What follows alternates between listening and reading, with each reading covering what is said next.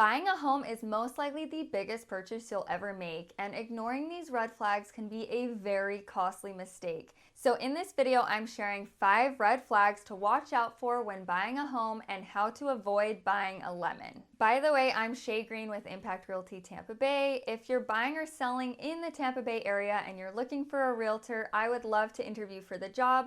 Go ahead and reach out. You can give me a call, text, or shoot me an email. So the red flags that I'm talking about in this video can be relevant anywhere, but I'm specifically touching on red flags and issues that I see as I help people buy in the Tampa Bay area. So the first red flag, and this is so relevant in the Tampa Bay area and Florida in general, is evidence of flooding. So if we go into a home and there's any sign of flooding or water damage, that is absolutely something to investigate further. The easiest way to tell if something has water or moisture issues is a musty smell. It can be very obvious when you walk in a home and it kind of smells musty and mildewy. Then there is either an active leak or water issue, or the home has had some type of flooding in the past. This could range from a small water leak under the sink up to the home actually having flooded. So it's just something to look into further. Another sign of water issues is if you see any type of warping in the flooring or in the drywall, and bubbling in the paint can also be a sign of moisture issues. And while I'm on this topic, it's important to know what flood zone your home is in, because that determines its likelihood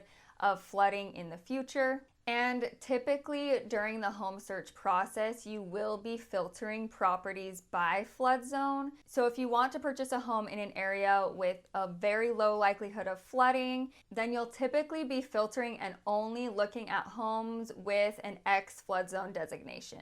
But flood zone doesn't tell the whole story, and that leads me to red flag number 2 that you'll want to watch out for. So you'll want to look at the relative elevation of the potential home that you're looking at and the surrounding area. So one reason this is important is because when it rains, the water is obviously going to collect in the lowest elevation point, and you want to make sure that your home is not at that point. So just because a home is far away from water or it's not in a flood zone doesn't mean that there's no chance that water could get in. For example, we recently did a showing with a buyer where the home, as you walked in, the bottom of the door was actually at ground level, meaning that if any water pooled there, it actually could get in under the crack in the door. And this is really strange. Most of the time, homes do have a bit of an elevation so that water can't get in. But in investigating this further, we actually found out that the home does get water in it when it rains, simply because of the relative elevation and height of the door versus the ground. So it's actually so important to consider this when you're buying a home. And if you're concerned about relative elevation and where the rainwater pools, I recommend driving past the home when it's raining or right after it's rained, just to see where water pools. Most of the time, the road will be the lowest point and will have plenty of drainage and a gutter system, so it's not a problem, but it's definitely something to look into and can be a red flag. And the number 3 red flag is signs of foundation issues. So if there are large cracks in the foundation or sloping floors or tilted walls, then that can be a sign that there are problems with the foundation, and you'll want to investigate that further. And when you're under contract on a home during the due diligence period, you will be able to get inspections done on the property. And there are so many inspections that I recommend. Obviously, your regular home inspection. You also can get a termite and wood destroying organisms inspection, a sewer scope to check for issues with the plumbing and sewage system, and you can get an engineer out there to check foundation and structural problems. So even though I'm talking about the red flags in this video, it is not up to you as the buyer or even myself as the agent to really determine and investigate these issues. What we really want to do is make sure we call out an expert to properly inspect the property. So the number 4 red flag is you want to watch out for evidence of termites, especially if your home is wood construction. If your home is block construction, there is less risk of termites severely damaging the home. However, they still can impact things like wood trusses and framing. So either way, you will want to get an official termite inspection. But just by knowing what termite damaged wood looks like, this can help you identify immediately in the first showing if there are potential termite issues with the home. For instance, we toured a home last year that was wood construction, and although we couldn't see all the trusses and pieces of wood within the walls, we could tell just by the wood on the porch that there had been quite a bit of termite activity at the home.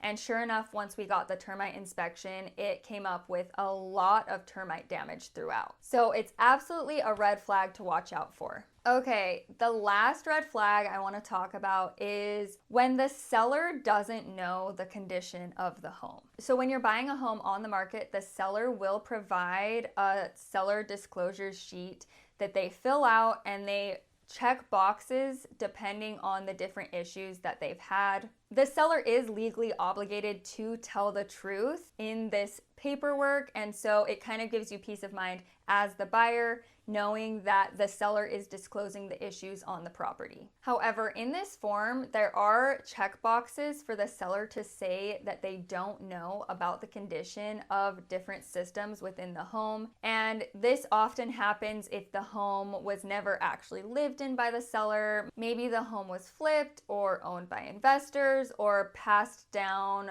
from a family member. But if the seller doesn't know about something, there is potential that there could be an issue there. So we'll just want to look into it deeper and make sure we're getting all the proper inspections done by experts. This leads me to a bonus red flag, which is if there's evidence during our due diligence period that the seller DIY'd a lot of things on the house, or things just weren't done quite right, things weren't done permitted. This can be a sign that there's potentially other work and other things done not quite right. So again, we'll just want to investigate it further. And one last thing on inspections. In Florida, insurance companies do require a 4-point inspection. It's just a special home inspection that covers the main components of the home, like the roof, the HVAC, the plumbing, and the electrical systems. And most insurances will require that all of these systems are in satisfactory working order in order for you to be able to get insurance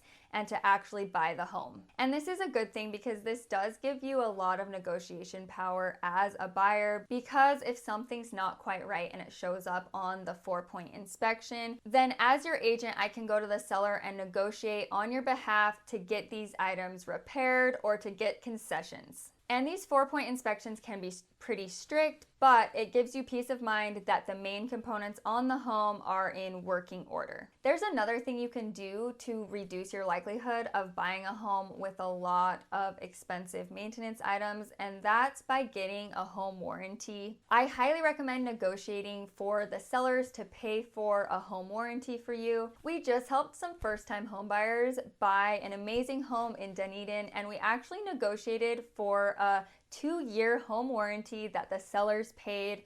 And the cool thing is a few weeks after the buyers moved in, there actually was an issue with the dishwasher, and the home warranty took care of it, no questions asked. So when you have a great home warranty on the property, that can give you a lot of peace of mind as a buyer. But I have personally used and vetted multiple home warranty companies, and there are some that I do recommend. So if you do want a recommendation for a great home warranty program, go ahead and reach out and I'll send you the details. So that's everything for this video. I hope this gives you better insight into things to watch out for to make sure you are not buying a lemon. Best of luck in your home buying journey, and as always, please reach out if you have any questions. I would love to be your realtor and help you buy in the Tampa Bay area. Thanks. See ya.